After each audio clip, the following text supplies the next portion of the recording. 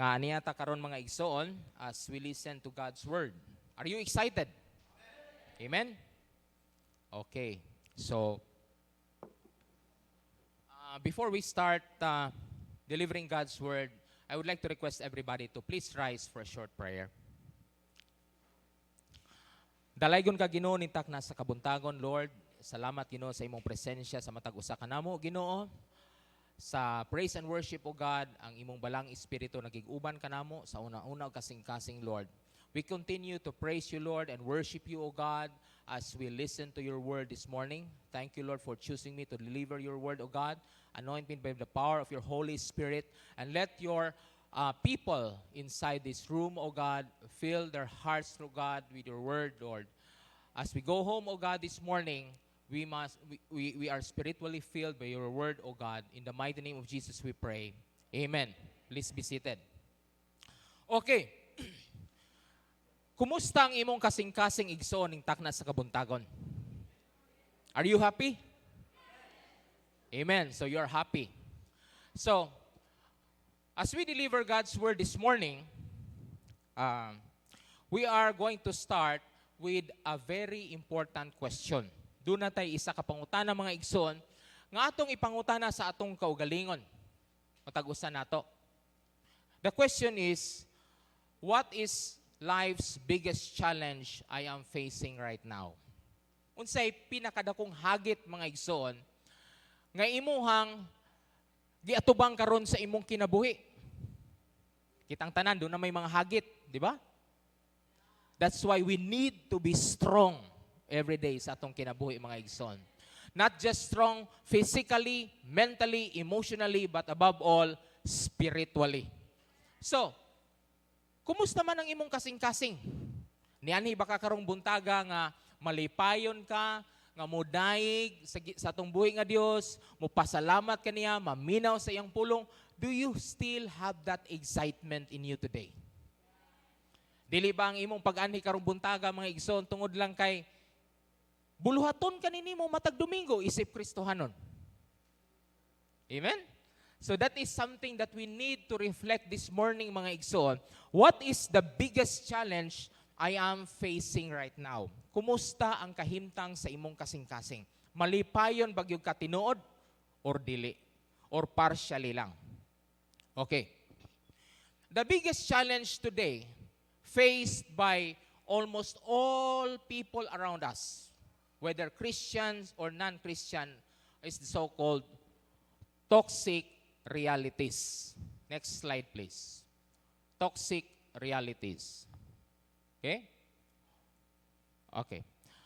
Unsa maning toxic realities, mga igsoon? Kaning toxic, this comes from the word toxin. Okay? Toxin. Unsa man ang toxin, mga igsoon?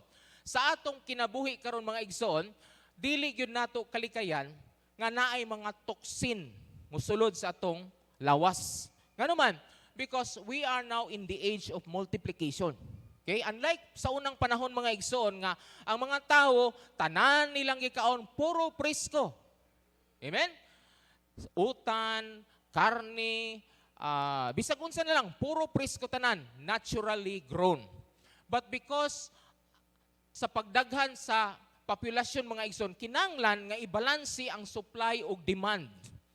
Ug naturally grown nga mga produkto mga igsoon, dili siya makasupply sa pagkinahanglan sa mga tao tungod kay pirmi gasaka ang populasyon matag tuig. Gamay ray mga matay.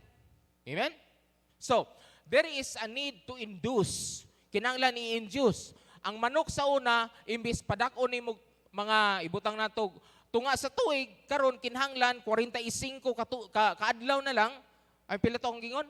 8 ka bulan, 9 ka bulan, 1 ka tuig, karon 45 kaadlaw na lang, and worse than that, naanalay 25 ka tuig, 25 kaadlaw. Amen?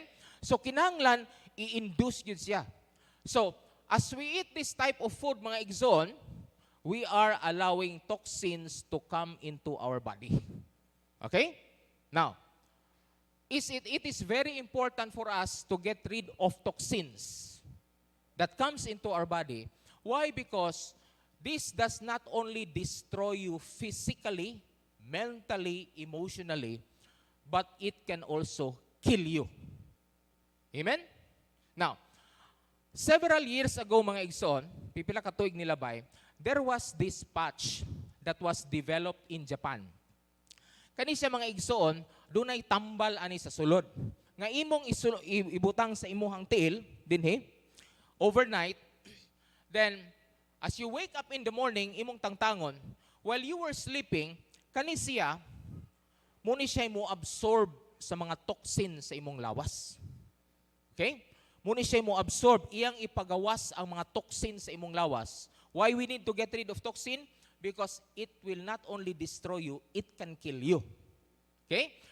At the time that it was introduced, mga igsoon, mahal kayo ni siya. You cannot even buy this in the pharmacies. So, we are actually talking right now of toxic realities. Okay? Why we need to get rid of toxin? It's because it cannot only destroy us, it will kill us. Okay. Next slide, please. Toxic realities are situations. Okay? Toxic realities are situations causing severe pains and problems sa atuang kinabuhi, mga igsoon. Now, we are not anymore talking of toxin, mga substances nga mosulod sa atong lawas, sa atong gikaon.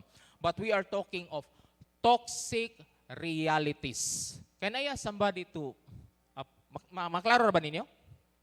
Dili? Pwede atong palungon ning suga diri? Okay na daw? Okay. Ipahinay lang palihog. Okay. So, we are talking of toxic realities, situations causing severe pain and problems in life. Next slide, please.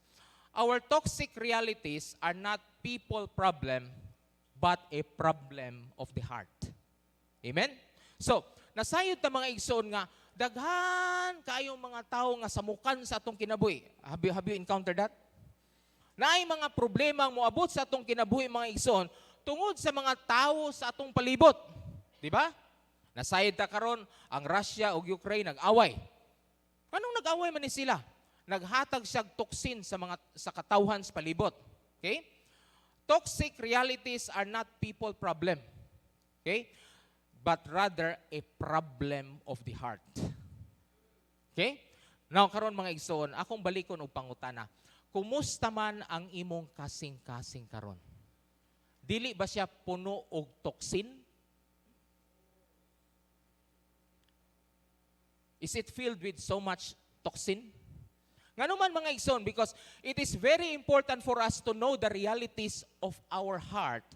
Because ug unsay realidad sa atong kasing-kasing mga igsoon, mao ni siya determining factor ug unsa ka kadasig modaig ug mohimaya sa atong buhi nga Dios.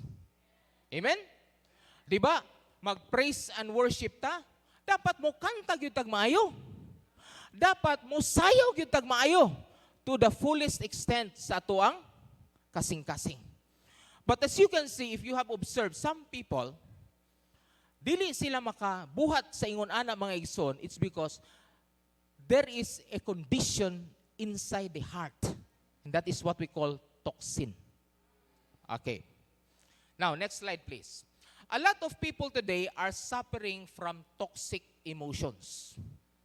Are you suffering the same? Kitang tanan mga igsoon, we have suffered that. Thank you, Glenn.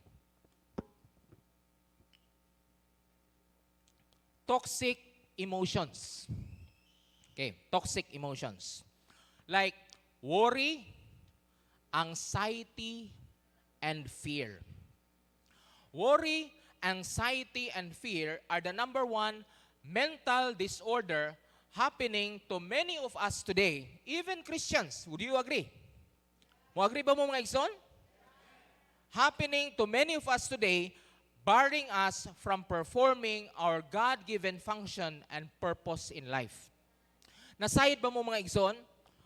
Naay panahon sa imong kinabuhi nga dasig kayo ka mo manginlabot sa mga buluhaton sa Ginoo, di ba? Dasig kay ka mo awit, dasig kay ka mo kanta, dasig kay ka mo basag Biblia, dasig kay ka mo appeal sa cell group. Then suddenly, matingala na lang imo mga kauban, asa naman to siya nakalitra magkawala? Okay? It's because of worry, anxiety, and fear. na ay mga problema moabot sa atong kinabuhi mga igsoon, nga mao ni say hinungdan nga dili ta maka-perform sa atong God-given function and purpose sa kinabuhi. Mura siyang mubara. Amen? We have all encountered that. So as Christians, because our purpose is to win souls and make disciples, we must be aware that this is happening to the people around you, irregardless if you are a Christian or not a Christian. Worry, anxiety, and fear, the number one mental disorder that can kill every person.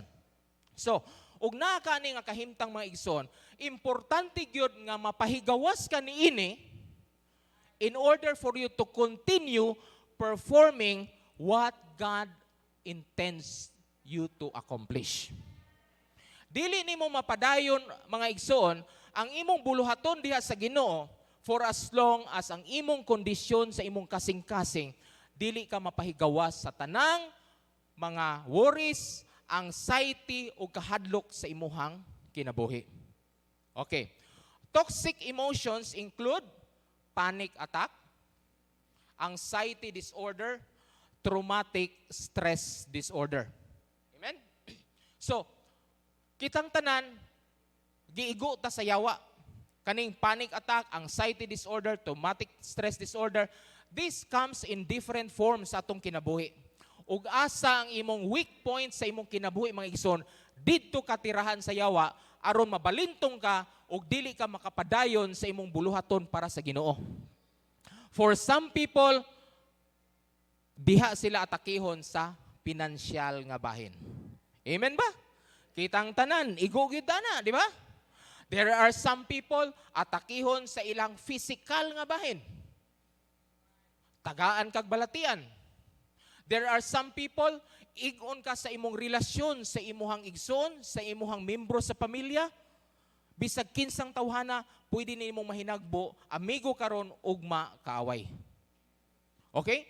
These toxins, mga igsoon, these are just samples.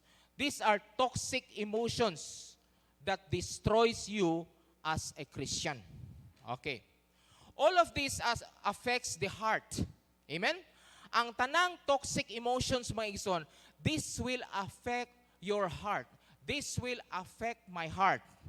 This affects our blood pressure, our entire immune system, stomach, causing ulcer. So, nagani kay ulcer, eksamina ang imong kasing-kasing. Nganong gi-ulcer man ko? Basig doon ako'y toxic emotion sa ako ang kasing-kasing. Okay? It shortens one's life and leads to untimely death.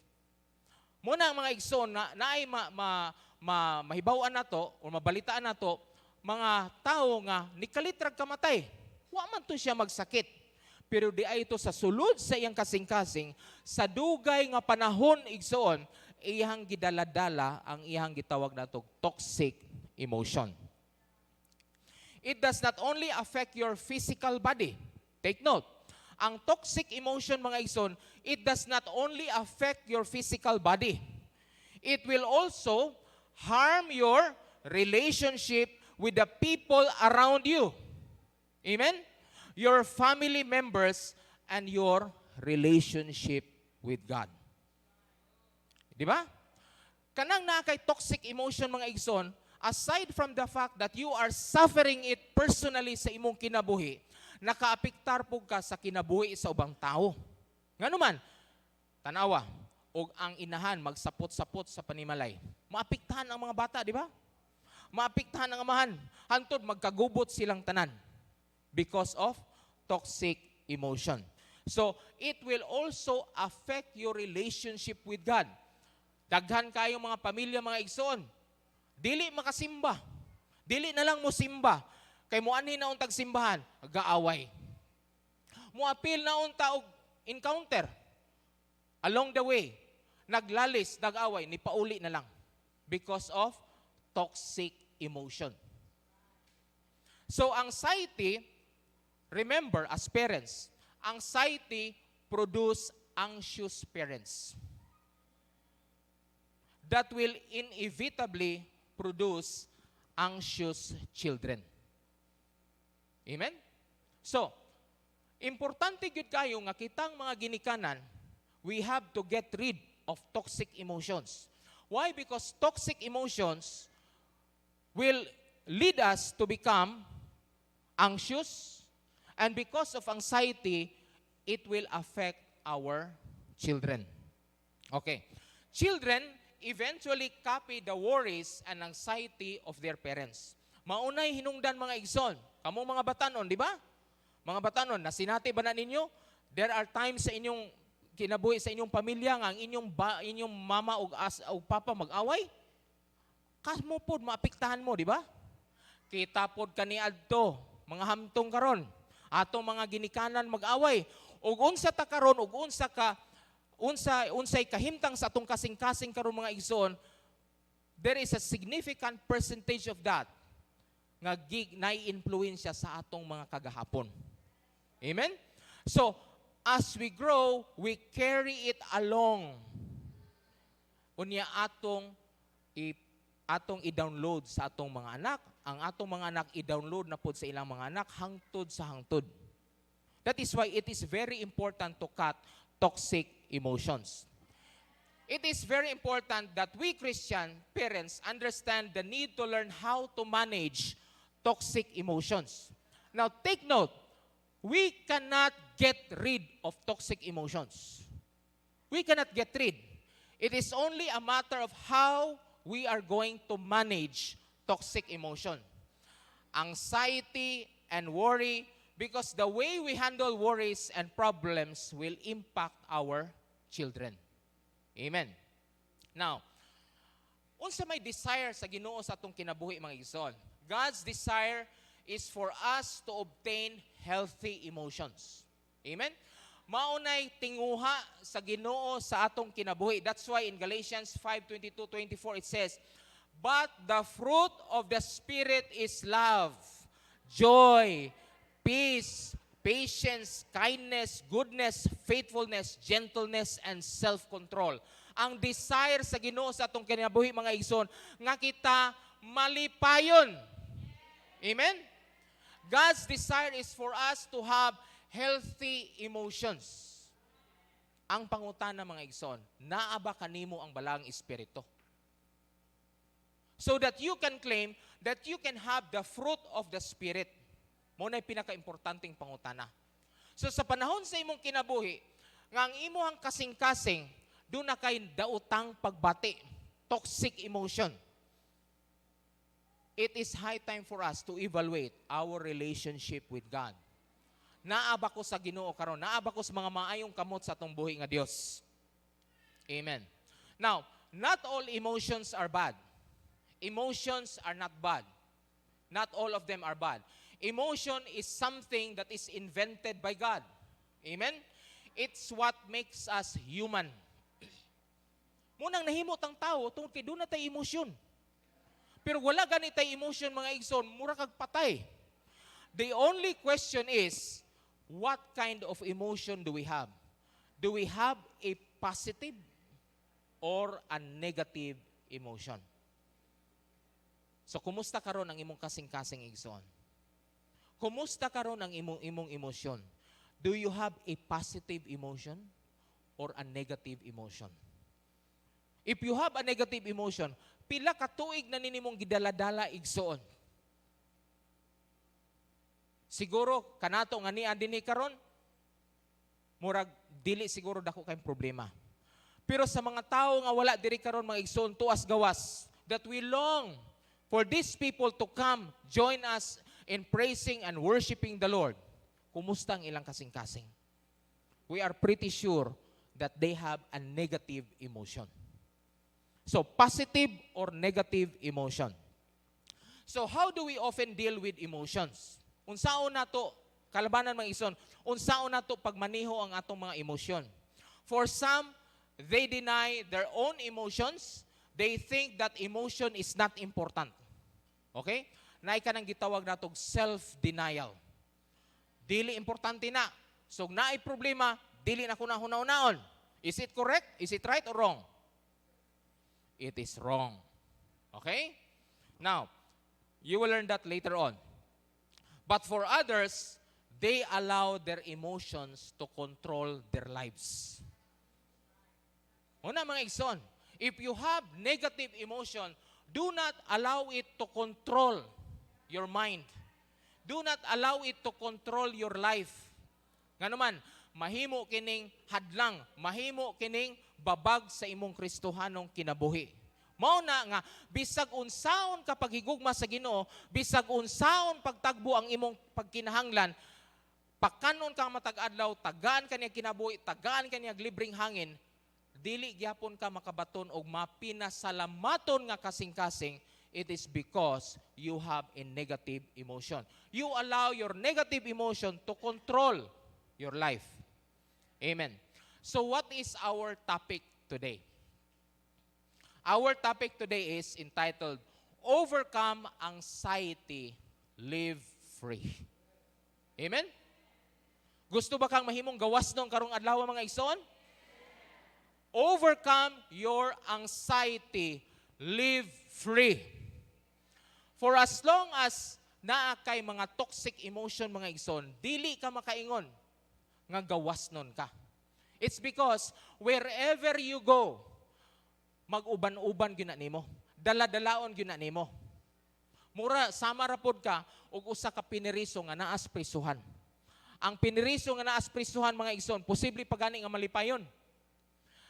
They are imprisoned physically, but there are some of them that emotionally positive. So karon mga igsoon, posible nga na-imprison ka. You are imprisoned by your toxic emotion for so long a time, gikan pas mga katigulangan. Hangtod karon, imong gidala-dala. Do you have that state sa imong kasing-kasing igsoon? Kinsa man din ha ang makaisa sa iyang kamot? Who can say that I want to overcome my anxiety? Mubarog ba ka igsoon? Muisa ka sa imong kamot?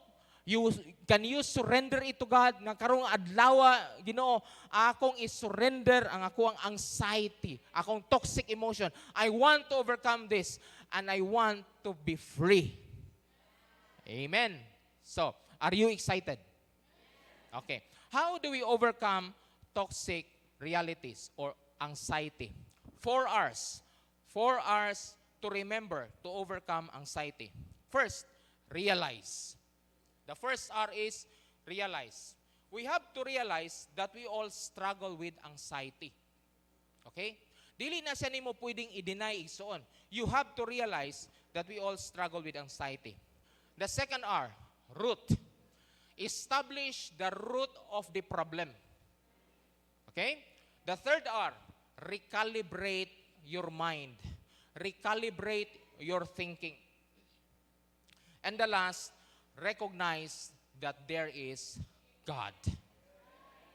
Again, realize, establish the root of your problem, recalibrate, recognize that there is God. Okay, now showing realize. Overcome anxiety, live free. Okay. In Psalms chapter 42 verse 1, it says, as the deer pants for the water brooks, so my soul for you, O God. Amen? Naka-experience na ba kaigsoon nga kanang giihaw ka? Giuhaw ka. Uhaw kayo ang imuhang gibati. Apan wala kay tubig mainom. Wala kay tubig makita. Okay? Then suddenly, nakakita ka dito sa layo kayong dapit or sa unahan. A deer. Or diri na lang sa tuwa, kanding, niinom og tubig. Tungod sa imong kauhaw mga igsoon sa tubig, you desire, Ginoo, tagai ko og tubig nga akong mainom, tambal sa akong kauhaw. Ang kauhaw nimo igsoon, sama ka na sa imong toxic emotions, toxic realities, mga problema sa imong kinabuhi, that you long for God. Ming ka sa Ginoo, Ginoo, kanus aman ako, kanus amang nako ka makauban. Kanus amang ka mamuhat sa akong kinabuhi nga mapahigawas ko aning ako ang gibati. So, first, you have to realize that you have a problem. Okay? You have to realize that you have a problem. What I'm saying is that, ayaw ibaliwala.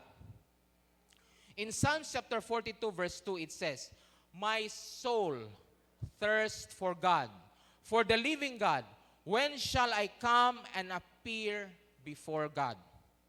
So, the writer talks about himself. Okay? Naa siya problema igsoon. He has toxic emotion, toxic reality. He is thirsty for God. Why? Why is he thirsty for God? It's because gusto siyang mapahigawas siya sa iyang kahimtang. Okay? So, unless we are thirsty for God, dili gyud mahitabo mga igsoon nga mapahigawas ta sa atong kahimtang karon. The only secret, open secret, that we can be relieved of our toxic emotions is for us to realize that we have a problem. To realize that we are thirsty for something. And that is God. Psalm chapter 42 verse 3, it says, "My tears have been my food every day and night, day and night, while they say to me all day long, where is your God?" Can you imagine that? Ang imo kunong luha, my tears have been my food day and night. Muna lay imong gikaon igsoon. Ang unsa ka bugat ang imong problema ba? Tibuok adlaw kang gahilak. Ang imong luha mo'y nahimo nimong pagkaon gikan sa buntag hangtod sa gabi. Amen? Worst situation sa kinabuhi. And the worst thing is that naa kay mga kaila, naa kay mga higala, moingon pag yun nimo, asa man ang imong Ginoo. Instead nga mudasig nimo, pangutanon ka, asa man imong Ginoo nga mutabang nimo? Like Job. Di ba? Pangutanon ka, where is your God? In Psalm chapter 42 verse 4, it says, "These things I remember, and I pour out my soul within me." So as you can see, these things I remember, and I pour out my soul within me. Kana bitong naakas kalisod mga igsoon, naakas kahimta nga dili gyud maayo ang imong gibati. Unya suddenly ma-recall nimo ang mga kagahapon, mga kalipay sa kagahapon. Amen? Mas musamot ang imong kaguol. Di ba? Kana bitang naakas kahimtang sa kaguol karon, unya suddenly ma-recall nimo ang mga kalipay sa kagahapon, musamot kag kaguol. Di ba? Maunay puot pasabot ana maigsoon. These things I remember, and I pour out my soul within me. Okay. Next, "For I used to go along with the throng and lead them in procession to the house of God with the voice of joy and thanksgiving, a multitude keeping festival." This is connected sa verse 3. Unsa may but ani pasabot may ison?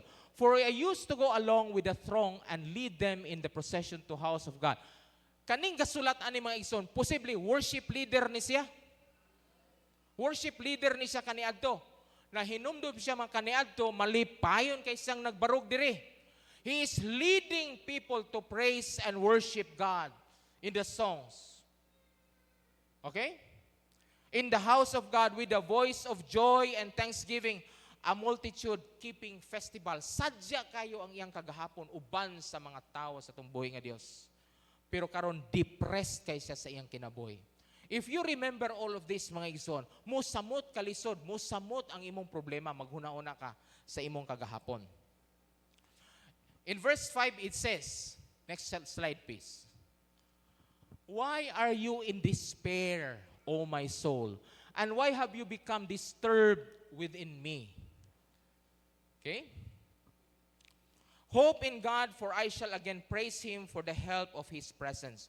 So, when you ask, why are you in despair, O my soul? Imong gi-realize sa imong kinabuhi mga igsoon nga duna kay problema. Okay? So, in Matthew chapter 6 verse 25 it says, Do not be worried about your life as to what you will eat or what you will drink, nor for your body as to what you will put on. Ingon si Kristo sa iyang mga tinun-an. Kay kanimang god before aning Matthew 6:25 mga igsoon, ang iyang mga tinun-an nabalaka. Mabalakon kayo. Na sila'y toxic emotion. Munang niingon ang Ginoo, do not worry about your life. When God tells you, do not be worried about your life, it is not a suggestion. It is a command. Okay? It is a command that you have to do. Do not worry. Meaning to say, ikaw Kristohanon karon, ning dawat ka ni Kristo nga imong manluluwas, ni salig ka niya, you are not supposed to worry. Because the moment that you worry, makasala ta. Nganuman, atong gipakaubos ang pagkamaayo sa Ginoo sa atong kinabuhi. Meaning to say, nagkulang ta sa atong pagsalig diha kaniya. Okay. The second R. So the first R is realize that you have a problem. Do not deny. Next R is establish the root of the problem, the why. First, discover the root of the problem within you. Okay? In Matthew chapter 7 verse 3 to 4 it says, why do you look at the speck of sawdust in your brother's eye and pay no attention to the plank in your own eye? How can you say to your brother, let me take the speck out of your eye, when all the time there is a plank in your own eye? Okay. Next, this Matthew chapter 7 verse 3 to 5. You hypocrite, first take the plank in your own eye, and then you will see clearly to remove the speck from your brother's eye. Nakabantay mo mga anak mga igsoon? Nga, bisag sa imong pamilya ba, na problema ka sa imong mga bata, sa imong asawa, o sa imong bana, magsigi kag bagulbol. Amen? Ngano gud mong kuan gud mo kayo? Ngano kuan gud mo kayo? Magsigi mong hatag na kog problema. So what is the next secret to overcome your anxiety? Discover first the problem within you. Basig ikaw mo i-problema. Amen? Do not discover first the problem in other people. Diskubriha sa imong kinabuhi igsoon. Basig ikaw mo i-problema. Amen? Basig ikaw mo i-problema. Naabitaw, bisag kami bitaw sa usay panimalay, kuan ka ng, bisag ka na to, bisag asang pamilya. Inigpauli na to, ngano kuning walay sudan, walay makaon. Asa man imong panahon nga wa man ka nang umpra. Unsa man pagpangumpra nga wa man puta mohatag og kwarta. Di ba? Did you get what I'm trying to say? So first, we are having this problem. But the most important thing is, we have to try to discover the problem, asa ang root sa problema. Basig kita ra po'y nahimong problema. So, what is the lesson here? Beware of blaming others. Amen. Next, emotion is the window of your soul.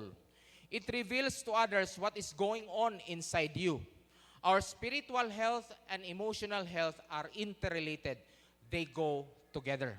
So take note mga igsoon, ang atong spiritual health o emotional health, they go together. Okay?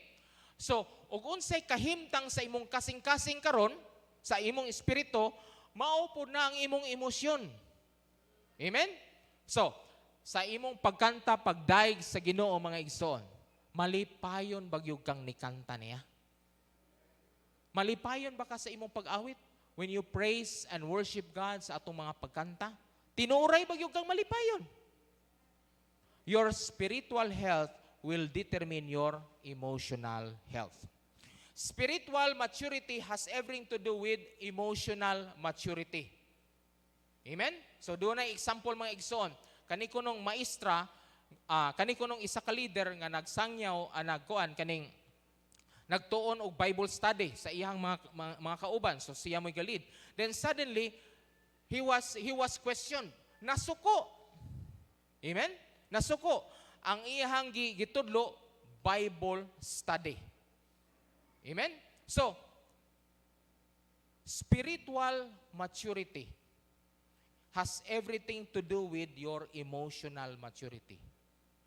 So, kitang mga Kristohanon, mga igsoon, we must learn to become patient sa ato ang kinabuhi. Next, I need to know why I am always angry. So atong pangutanon natong kaugalingon mga igsoon. Nganong kanunay man kong masuko or nganong dali ra man kong masuko? Why I always worry? Nganong permi man kong mabalaka? Then I need to understand why is this problem? Ngano man ning problema ha? Nganong naa man ning problema ha? What is causing this problem to happen? And who is causing this to happen? Is it because of me? Ato sang unahon og evaluate ang atong kaugalingon mga igsoon in order to establish the problem. As we go deeper, examining ourselves deeper and deeper to discover the problem, God will speak to us in our heart through His Word, and we will learn to listen from Him. Amen? So, sa atong pagdiscover sa atong problema mga igsoon, all alone, we need to find time with the Lord. A private time with the Lord to talk to Him. Ngano man ni Lord nga na problema man ko ani? Is it not because of me? And suddenly, God will speak to us in our hearts as we listen or as we read His Word. Okay. Next R, recalibrate. Renew your thinking because the mind is so powerful. Amen? Do you agree with me when I say, your mind is very powerful? Ug unsay imong hunaw-naon mga igsoon, mao kanay imuhang emosyon. In Proverbs chapter 3:23 verse 7 it says, for as he thinks within himself, so is he. Ug unsa kunoy imuhang paghuna-huna sa imong kaugalingon, mao na ikaw. So, ug huna-huna ka sa imong kaugalingon nga ingnon gani ka, Brad, sister, ikaw sa aroy mo challenge karong Domingo ha para sa offering, moyon ka nga dili ko kay maulaw ko. Ug unsay imong gihuna-huna sa imong kaugalingon mga igsoon, mao gyud ka. That is why there is a saying that goes, we have to think positive. What you think of yourself will impact your thinking, your emotion, and your action. Amen? The battle is in the mind. Amen. So again, please take note of the acronym T. T-E-A. Wrong thinking results to wrong emotion and will lead to wrong action. T. Thinking, emotion, action. Basta sayop or mali gani ang imuhang panghuna-huna. Mali or sayop ang imuhang pagbati. Kaning imong pagbati, mao kini siya mo resulta og mali nga binuhatan. It goes together. Thinking, emotion, action. It is the battle of the mind. Ang gira mga igsoon, naa sa imong hunahuna, wala sa imong palibot. Amen. In 2 Corinthians chapter 10 verse 3 to 5 it says, for though we walk in the flesh, we do not war according to the flesh. For the weapons of our warfare are not of the flesh, but divinely powerful for the destruction of fortresses. We are destroying speculations and every lofty thing raised up against knowledge of God, and we are taking every thought captive to the obedience of Christ. Take note. For though we walk in the flesh, we do not war according to the flesh. Next slide, please. Next slide. Okay? Dili na mo. It says here, we are taking every thought captive to the obedience of Christ. Ang ato din pagkigbatok mga igsoon, dili pagkigbatok nga physical. Okay? Naa sa huna-huna. Naa sa huna-huna ang atong pagkigbatok. Do not allow Satan to plant thoughts in your mind. Amen? In John chapter 10 verse 10 it says, the thief comes only to steal and kill and destroy. So ayaw tuguti igsoon nga ang yawa mamuhat sa imong hunahuna.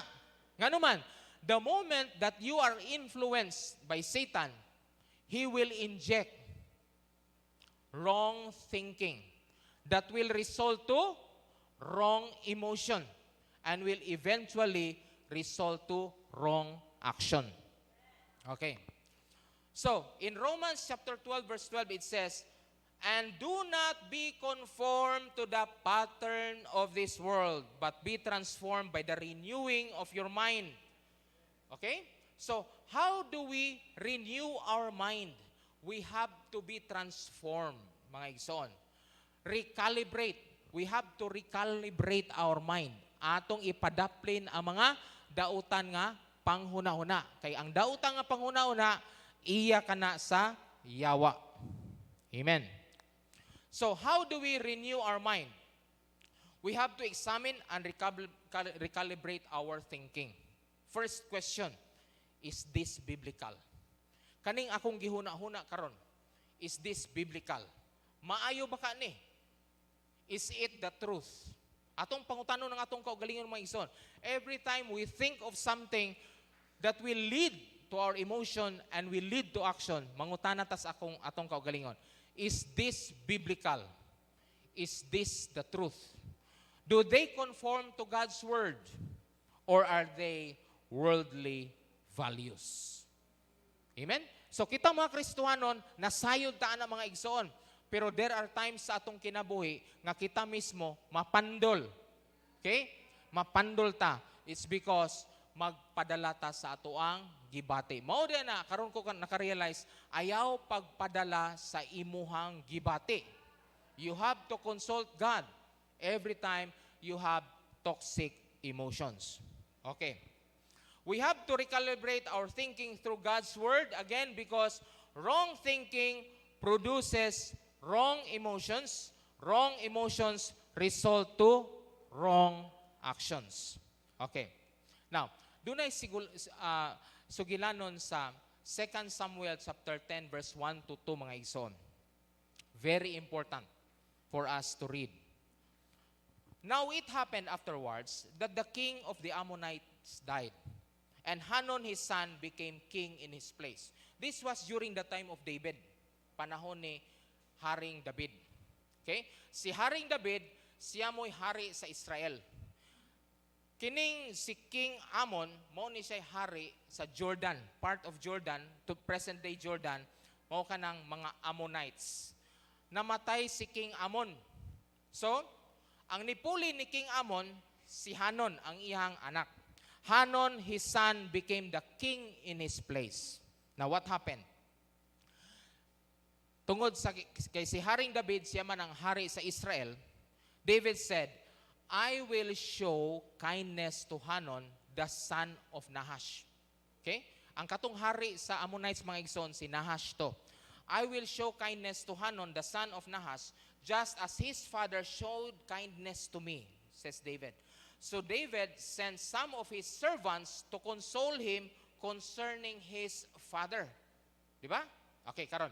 Na kay higala. Namatay. Or, ibutan na to, kanina lang ang example. Namatay si Nahash, the king of the Ammonites. Unya, kani si Nahash manggod, o si King David, barkada ni sila kaniadto. They exchange good things. Malipayon si Haring David ni Nahash, si Nahash po, malipayon po siya ni King David. Okay. But one time, namatay si Nahash, the king of the Ammonites. So, unsa may gibuhat ni King David? Tungod kay iyang higala si King Nahash, nagpadala siya og mga tao. Okay? Nagpadala siya delegation paingon dito sa Jordan, sa Ammonites. In order to console Hanun. Okay? To console, kay namatyan God. Pareha gud nato mga Pilipino, ug naay mamatay mo, adto ta mo, bisita ta mo, konsulta mo, padala tag bulak, di ba? Okay? But, what happened? Okay.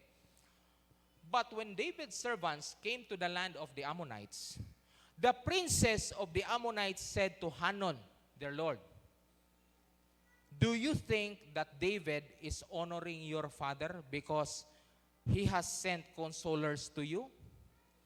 Has David not sent his servants to you in order to search the city, to spy it out and overthrow it? Nakuha ninyo mga igsoon? So si King David, nagpadala sa delegation dito, maayo ang iyang pakikitungo. Aron mo console ni Hanon, tungod kay namatay iyang papa. Pero unsay gibuhat mga igsoon sa princess sa Ammonites. Ningon siya kang Hanon, do you think that David is honoring your father because he has sent consolers to you? Has David not sent his servants to you in order to search the city, to spy it out and overthrow it? Gigamit ang princess of the Ammonites, mga igsoon, sa yawa in order to inject negative thoughts to the mind of Hanun.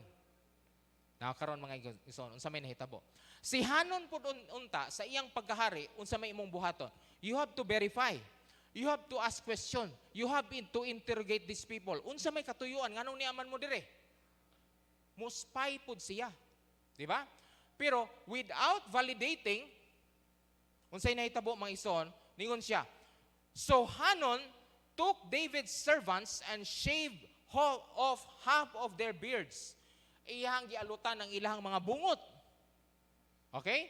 And cut off their garments in the middle as far as their hips and sent them away. Can you imagine that? Naay nagpadelegasyon sa imuhang kaharian kay mo console nimo, unya tungod aning dautan nga panghunahuna nga gi-inject sa princess sa imong hunahuna. What did Hanun do?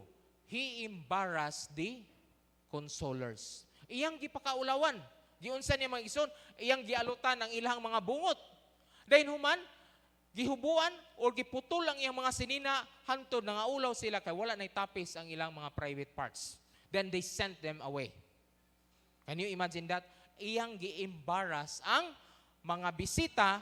It's because of the wrong thinking that was injected by the princess of the Ammonites. The story didn't end there. Unsa may nahitabo igsoon. Now when the sons of Ammon saw that they had become odious to David, the sons of Ammon sent and hired the Arameans of Beth-rehob and the Arameans of Zobah. So, ang nahitabo, gi-hire sa mga Ammonites ang mga Arameans of Beth-rehob and the Arameans of Zobah. And the Arameans arrayed themselves to meet David and fought war against them. Can you imagine? Nagkigira ang mga Ammonites sa mga Israelita during the time of David tungod lang sa mali nga panghuna-una nga gi-inject sa princess sa Ammonites sa huna-huna ni King Hanun. Can you imagine? Maayo kayo ang pakikitungo ni Haring David to console. But because of the wrong thinking of the princess, ang nahitabo karon, ang mga Ammonites naggigira na hinoon sa mga Israelita tungod lang sa mali nga impormasyon. Amen? Nahitabo ba na sa inyohang panimalay mga igsoon nga nag-away ang inyong mga silingan o nakig-away mo sa mga silingan unya dili di ay mao ang hinungdan? Common kay na, di ba? Bisan gani usahay sa atong sulod sa atong pamilya. Naay mga tao nga dili lang nimo malamano, mangluod dayon, di ba? Dili nimo mabisita, mangluod dayon. Dili nimo maimbitar, mangluod dayon. Dili ba? Luuran. Di ba? Unya mao'y hinungdan nga madaot ang imong panghuna-huna. So karon mga igsoon, hapit nako. What happened? And David killed 7,000 charioteers of the Arameans and 40,000 horsemen and struck down Shobak, the commander of their army, and he died there. Can you imagine the cost? 40,000 katao ang nangamatay, 700 ka charioteers ang nangamatay tungod lang sa dautan nga panghuna-huna nga gi-inject sa princess ngadto kang King Hanun. So recalibrate. We have to recalibrate our thinking through God's word because wrong thinking produces wrong emotions results to wrong actions. Be responsible to what you are thinking. Amen? You have to be responsible kung sa imong gihuna-una. Nganuman, ang imong gihuna-una igsoon, posibleng makadaot nimo og labaw sa tanan, posibleng makadaot sa ubang tao nga maoy hinungdan sa kamatayon sa daghan. Okay. The last mga igsoon, recognize God. It is one thing to believe that there is a God. Amen? But it is another thing to say that I trust God. Tanang tao mo, tuo man gyud og Ginoo ba? Pero ang pangutana, nisalig ba ka sa Ginoo? Next, it is one thing to say that God exists, but it is another thing to say that I believe and recognize the very presence of God sa ako ang kinabuhi. Those are two different things, my son. To recognize God is to do one's best according to His ability in the situation under His control. Ang imurang buhaton mga igsoon, para mawala ka sa anxiety, mawadaan kag mga worries mga igsoon, do the best that you can do sa imuhang sa sitwasyon under your control. You surrender and entrust to God everything outside of your control. Amen? Ug unsay imong mahimo, do the best that you can do. Outside of your control, entrust it sa atong buhi nga Dios para siya makapamuhat. To recognize God is to accept my limitation. That I cannot control everything, I cannot change people, I cannot change the situation. I surrender everything else to the Lord and trust in Him. Amen? So, learn to entrust. Learn to surrender. Maubita na mga igsoon, sa atong Kristohanon nga kinabuhi, we must learn to surrender. Amen? Aron ang Ginoo mamuhat. If you try your best to control the situation, maningkamot yun ka nga imong kontrolon ang sitwasyon sa imong kinabuhi, to change and control other people, you will always be anxious. Amen? You will always be angry. Nganuman, kaya ang mahitabo mga igsoon, sukwahi kanunay sa imong gusto. You become a different person to live with. You will always become worried. Kanunay kang mabalakon sa imong kinabuhi. You hurt others by the way you respond, and you easily become toxic in the life of other people. Mahimo kang toksin sa kinabuhi sa ubang tao. Ug ikaw ray hinungdan nganong mamatay ang ubang tao sa iyo. Tungod kay lason ka, makahilo ka, poisonous ka sa kinabuhi sa ubang tao. By the time you know it, you are already in the state of depression. Ma-depress na ka sa imong kinabuhi igsoon. Learn to give up and surrender everything to God. Maori gyud sa importante na mga Kristohanon mga igsoon. Learn to give up and surrender everything to God so that He will do something. Ningon bitaw siya mga igsoon sa Matthew 1:28-30, "Come to me, all you who are weary and burdened, and I will give you rest." Ningon siya, "Come to me." Alin ako. I-surrender ang imong kaugalingon and I will give you rest. So how do we recognize God? First, learn to pray. Ang atong mga pag-ampo, mga igsoon, nagsimbolo ka na nga kita, dependent ta sa atong Ginoo. Amen? Because if we don't pray, that means to say, it's a declaration that we are independent from God. So, we must learn to pray. Ikaduha, mga igsoon, we must learn to give thanks to God. Nakabantay ba ta sa atong kinabuhi kani adto nga dili pa ta Kristohanon? Okay, demanding kayo ta, di ba? Kanunay tang mabalakon, kanunay tang maproblema. Diha ba'y punto sa imong kasing-kasing nga mapinasalamaton ka? Sige ra kag bagulbol, di ba? Sige ra kag bagulbol. So, when you have a personal relationship with God, you have surrendered everything to God. Mamuhat siya, and that is the time that you can give thanks to God. Makabaton ka og mapinasalamaton nga kasing-kasing. Otherwise, og dili gani, magsige ra gyud kag bagulbol. Bisag unsaon ka pag-feed sa Ginoo, kanunay lang gyapon kang magbagulbol. Nakaengkwentro mog tawo sa mana igsoon? Magsige na lang bagulbol. Oh, nanay trabaho, magbagulbol lang gyapon. Katong wala pay trabaho, magbagulbol lang gyapon. Karon katong wala sudan, magbagulbol. Karon nga nakakaon nagkatulos kadlaw, magbagulbol lang gyapon. Bagulbulan. Oh, pero kusog pud mo simba. Next. Philippians chapter 4 verse 6. Be anxious for nothing, but in everything by prayer and supplication with thanksgiving, let your requests be known to God. Be anxious for nothing. Do not worry. Be thankful to God. Amen. Give thanks in everything, give thanks, for this is God's will for you in Christ Jesus. So kani di ay makabaton ta og mapinasalamaton nga kasing-kasing igsoon. Mao ni say kabubuton sa Ginoo sa ato ang kinabuhi. Amen. Give yourself time and commit your resources to the will of God. Okay. So, muhatag yung kag panahon sa Ginoo.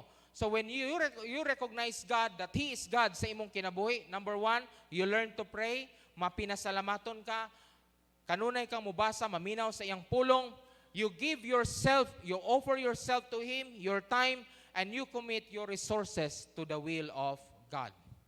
And lastly, in Philippians chapter 4 verse 7 it says, and the peace of God which surpasses all comprehensions will guard your hearts and your mind in Christ Jesus. Malipayan ka igsoon? Kumusta ang imong kasing-kasing karon? Kumusta ang imong kasing-kasing? Malipayan ba gyud ka tinuod? That is God's message today. But the most important thing sa imong kinabuhi igsoon is that kinanglan mahimo gyud kang anak sa atong buhi nga Dios. Kaning mga saad nga iyang gipailan niya nato karon, iyang gisulti nato karon. This is not applicable to everybody. This will only become applicable to you for as long as you have become a child of God. For as long as wala pa nimo gisurrender ang imong kinabuhi ngadto sa atong buhi nga Dios, mga igsoon, you will always live in anxiety. You will always live in fear. Every day sa imong kinabuhi, matag minuto sa imong kinabuhi, you will always be disturbed.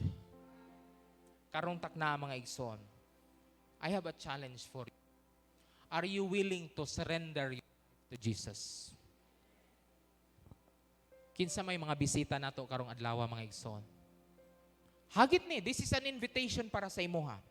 Ug naa ka diha sa imong lingkuranan, give yourself the chance to obtain the fruit of the Spirit. Ang gusto sa Ginoo sa imong kinabuhi nga magpuyo ka nga malinawon, makabaton kag kalipay. Ang pangutana karon, willing ba nimong dawaton si Kristo sa imuhang kinabuhi? Is there anybody who is willing to receive Christ as his personal Savior this morning? Kinsa may mga bisita karon? Barog diha sa imong lingkuranan. Ayaw kaulaw. Barog diha sa imong lingkuranan. Kini hagit ni siya. This is a challenge for you to receive Christ as your personal Savior this morning.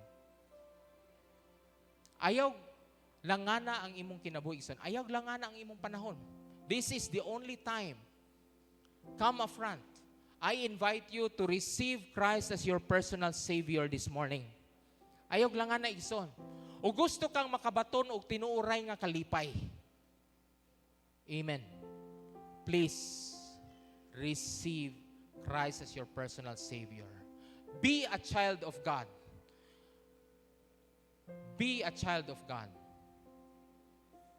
Aron mabatunan nimo ang imuhang, makabuot nimo ang iyang mga panalangin sa imong kinabuhi. Ug ikaw karon mga igsoon, ug ikaw karon naa ka dinha. Naa kas kahimtang nga sakit kayong imong mga pagbati, you are worried sa imong kinabuhi, nawad-an ka og pagsalig sa atong buhi nga Dios. It's time for you to recommit yourself to Christ. I-recommit ang imong kinabuhi igsoon. Ayog lang na. I know that there are so many of us here who are struggling for something sa kinabuhi. Are you willing to recommit yourself? Come up front and we will pray for you. Doon na kay kabalaka sa imong kinabuhi. You have become worried sa imong kinabuhi igsoon. Wala nalipay ang Ginoo sa imong gibuhat. Tungod kay imong gipagagamay ang Ginoo sa imong kinabuhi. At one time, you receive Christ as your personal Savior. Imong gisalig ang tanan sa iya.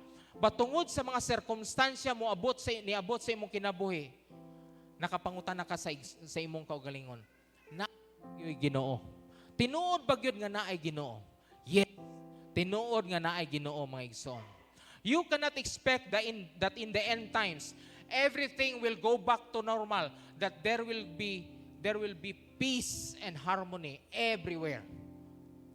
Ang kagubot sa kalibutan, mga igsoon, magapadayon kini hangtod sa katapusan. Kay kanina hisulat na diha sa balaang kasulatan. Magpadayon, mga igsoon. Do not expect that COVID-19 is over. There will be more to come. There will be more wars to come. God didn't promise that everything will go right according to our mind sa umaabot nga panahon. Ang katuyuan lang niya, igsoon, is that ug unsay sirkumstansya mo abot sa imong kinabuhi, mo barog ka o mo padayon ka diha kaniya. Amen? You will stand strong sa imong kinabuhi. Nga mo padayon ka sa imong pagpangalagad kaniya, dili ka mo talikod. Because in the end, when you come face to face with God, He will say, you are victorious. Nihulahutay ka sa imong Kristohanong kinabuhi, taliwala sa tanang mga pag-antos nga imong naagian. Come, enter in my kingdom, you good and faithful servant. Amen? Maunay mensahe sa Ginoo sa atong kinabuhi karon, mga igsoon. He wants you to receive Christ as your personal Savior, o wala pa ka nakabaton, o wala pa ka nakadawat ng Kristo. But for all of us who have received Christ as your personal Savior, naay panahon sa atong kinabuhi nga nabalaka ta, you have to recommit yourself diha sa Ginoo. You have to recommit. Because God is there all the time waiting for you. Ang pangutana lang, imo ba gyud siyang pilion sa matag adlaw sa imong kinabuhi, sa matag minuto sa imong kinabuhi? Imo ba gyud siyang pilion? Magmadaugon ba gyud siya sa imong kinabuhi all the time? Karon ug walaon niya ang imong panginabuhi, mupili ba gyapon ka sa Ginoo? Karon ug magsakit ka, mupili ba gyud gyapon ka sa Ginoo? Karon ug awayon ka sa imong bana, awayon ka sa imong asawa, awayon ka sa imong anak, mupili ba gyud gihapon ka nga siya ang Ginoo sa imong kinabuhi? Amen? Taliwala sa tanang mga sirkumstansya mo abot sa tong kinabuhi, mga igsoon, kinahanglan mo barog ta o magmalig-on ta diha sa tong buhi nga Dios. Amen? Ligon ba tang tanan, mga igsoon? Are you strong enough to face the realities of life? Amen. If you are strong enough, we are ready to take Christ's body and His blood. Atong silyuhan ang atong gituhuan, mga igsoon, pinaagi sa atong communion karong adlaw, karong buntaga. Amen? I would like to return the microphone to Pastora Cecil. Pastor Jason.